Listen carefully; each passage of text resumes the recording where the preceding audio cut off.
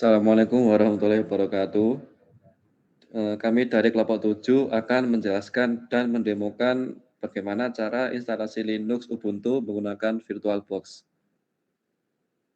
Sebelum itu, di sini ada beberapa anggota kelompok kami dan saya sendiri, Zakal Fatah Nasr Azura dengan 3 digit FM terakhir 335 dan rekan-rekan saya.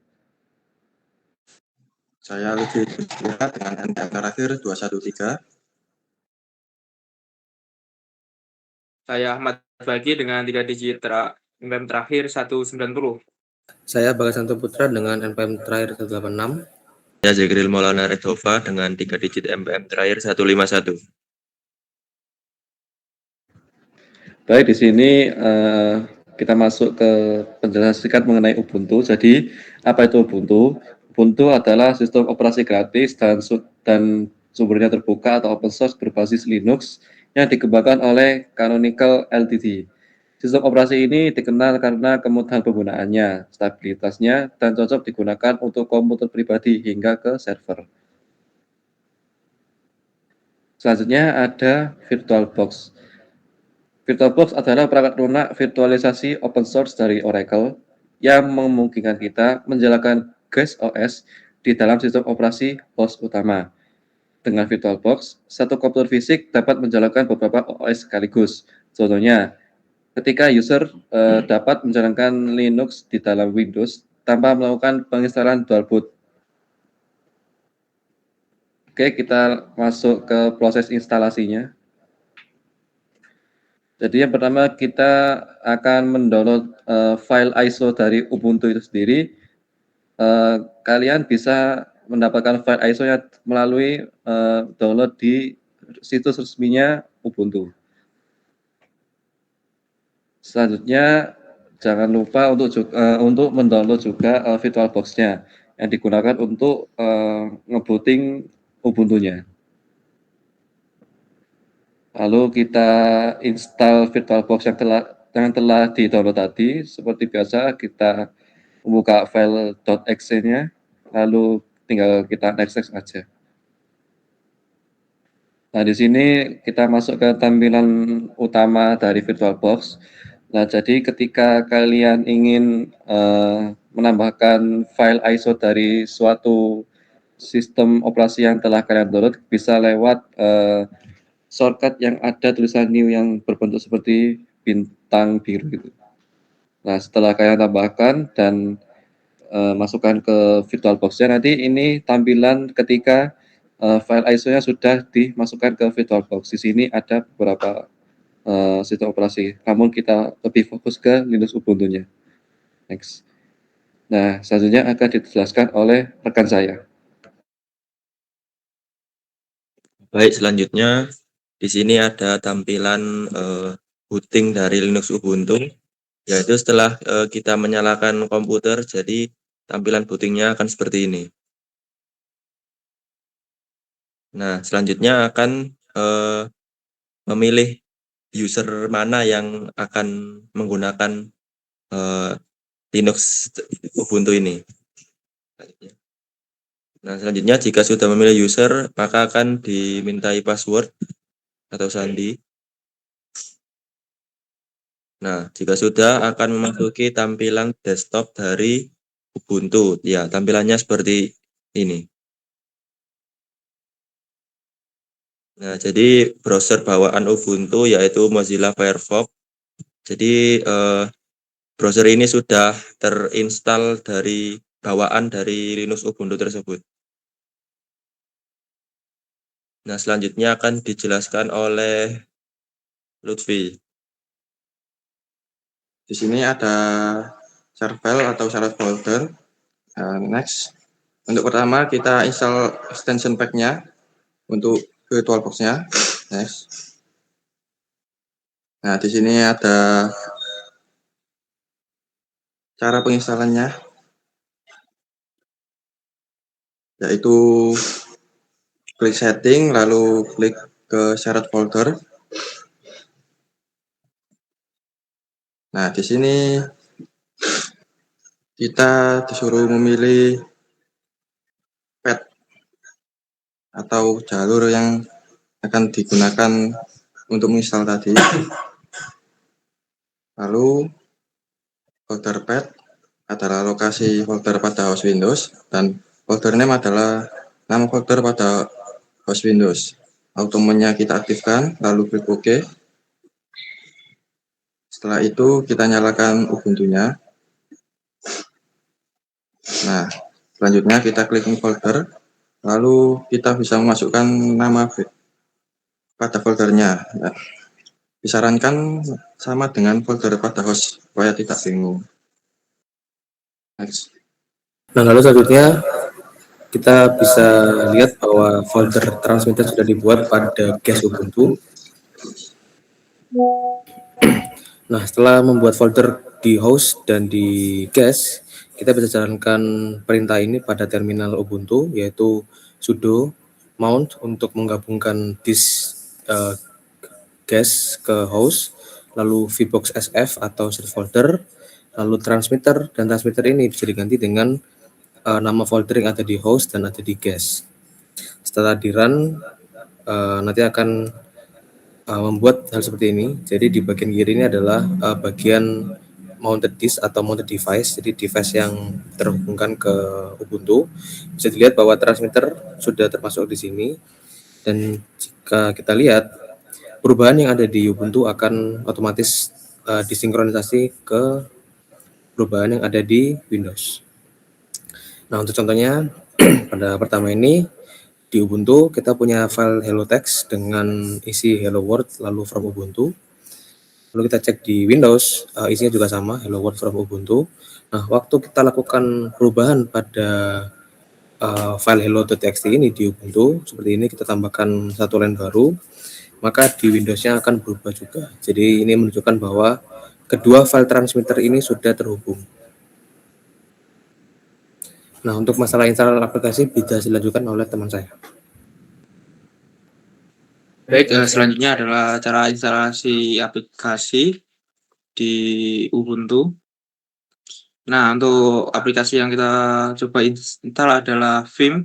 Nah, pertama kita cek apakah aplikasi Vim ini sudah ada di Ubuntu dengan cek $vim. Nah, di sini menunjukkan komen Vim not found. Nah, jadi Vim ini masih belum diinstal. Nah, untuk cara penginstalasinya yaitu kita perintahkan yaitu dengan ngetik sudo apt install vim. Selanjutnya, nah ini adalah proses penginstalannya. Nah, selanjutnya ini adalah hasil dari aplikasi Vim. Jadi kita coba untuk mengetik hello world dan type with Vim. Nah, hasilnya di dokumen text.txt menampilkan hello world type with Vim. Nah, sekian dari presentasi. Untuk demonya akan dilanjutkan oleh teman saya. Nah, pertama untuk demonstrasinya adalah 3 fitur utama dari VirtualBox itu, yaitu pertama ada share folder, lalu ada install aplikasi dan browsing menggunakan internet. Yang pertama kita akan lakukan share folder terlebih dahulu. Pertama kita masuk ke setting, lalu ke share folder. Kita klik icon ini untuk menambahkan. Nah, kita pilih lokasi untuk foldernya. Kita bisa gunakan di sini. Nah, lalu kita gunakan nama yang sama seperti di contoh, yaitu transmitter. Nah, otomatis akan terisi folder namanya, lalu kita nyalakan auto mount, lalu kita OK. Nah, setelah terpasang seperti ini, kita OK, lalu kita jalankan virtual machine-nya. Nah, lalu saat sudah menyala, kita bisa masukkan ke user, lalu login seperti biasa.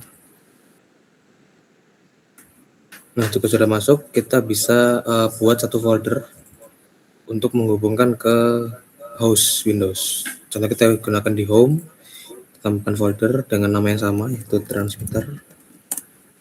Nah, jika sudah, kita bisa masuk ke terminal.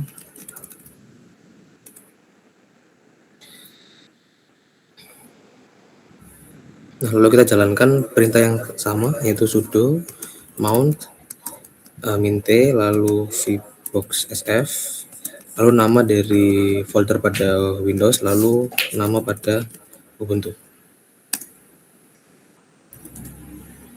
Nah, jika sudah dijalankan maka seharusnya sudah terhubung. Kita bisa coba cek di transmitter, lalu kita mungkin tambahkan folder baru.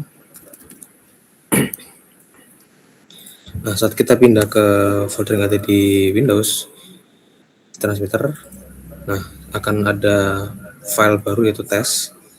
Jadi ini menunjukkan bahwa foldernya sudah terhubung. Kita coba tambahkan file lain, contohnya nah, setelah kita masuk ke sini, nah file hello-text sudah masuk ke file yang ada di Ubuntu.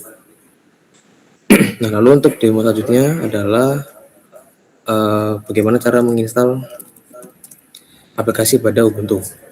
Pertama kita akan hapus dulu aplikasi dari Vim. Nah, saat kita jalankan Vim, dia akan menunjukkan bahwa Vim ini tidak ditemukan. Nah, kita bisa lakukan perintah yang sama yaitu sudo apt install lalu nama dari aplikasi. Pada ini kita menggunakan Vim. Nah, kita enter, dia akan melakukan instalasi dan juga pengunduhan dari file yang dibutuhkan.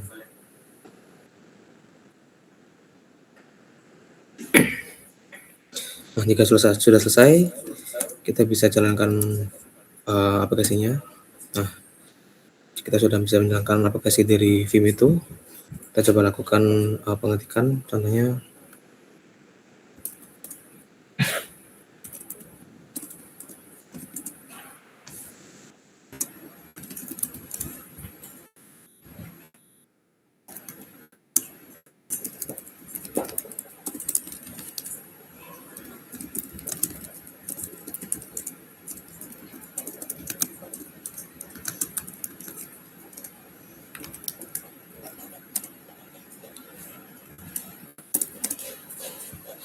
saat kita masuk ke folder transmitter.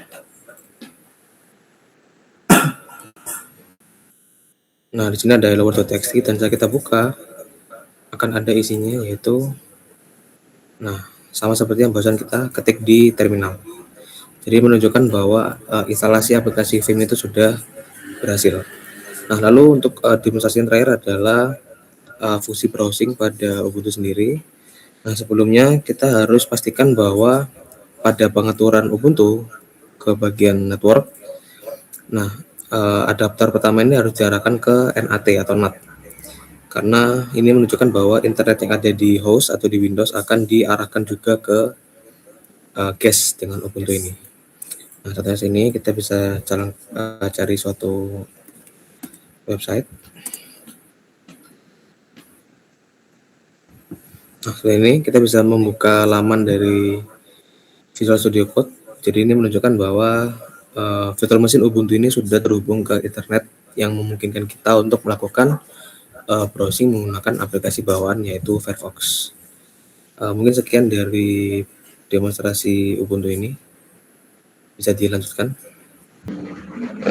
Baik, sekian penjelasan dan juga demo Ubuntu dari kelompok kami. Saya selaku moderator memohon maaf jika ada salah kata maupun berkata yang saya buat, dan juga saya mewakili rekan-rekan yang lain memohon maaf juga bila mana ada salah kata maupun perbuatan dari kami. Kurang lebih mohon maaf. Kami tutup. Wassalamualaikum warahmatullahi wabarakatuh.